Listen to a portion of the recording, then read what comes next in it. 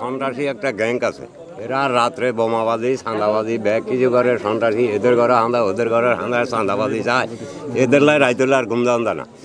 এই রাইতের গতকালও মনে করেন 9টা থেকে শুরু করছে এতরা সেদিন আর মানে 35 গানা 36 গা যেদিন এটা ভাঙছে 36 গানা 37 গা কমপ্লিট মারছে এরা। আমার বোনের ছেলে সৌদি থাকে, ওইখানে টেলিফোন করে টাকা চাঁদা চাইছে, চাঁদার মধ্যে এখানে করে আমার মারছে দোকানে 2 থাবা মারার পরে আমার বোনের ঘরে আয় সব লুটপাট করে জাফরে লয়ে গেছে। এরা সুস্থ বিচার চাই, আমি ওই বিএমপি করে বিএমপি সমর্থন করে এই জন্য এগুলো করতে আছে, কোনো বাড়ি ঘরে কারো থাকতে দিতে আছে না। এখন সকালেও আয় হামলা করছে জাফরে। ওকে হয়ে গেছে।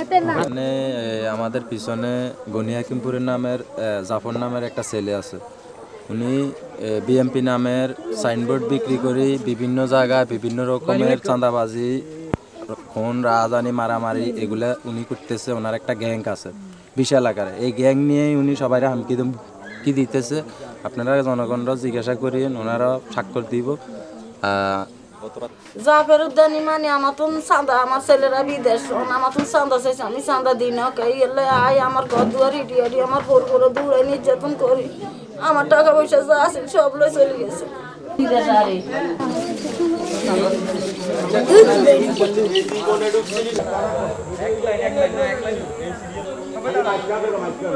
এক ফুট জায়গা নিয়ে দাঁড়ান, 1 ফুট জায়গা।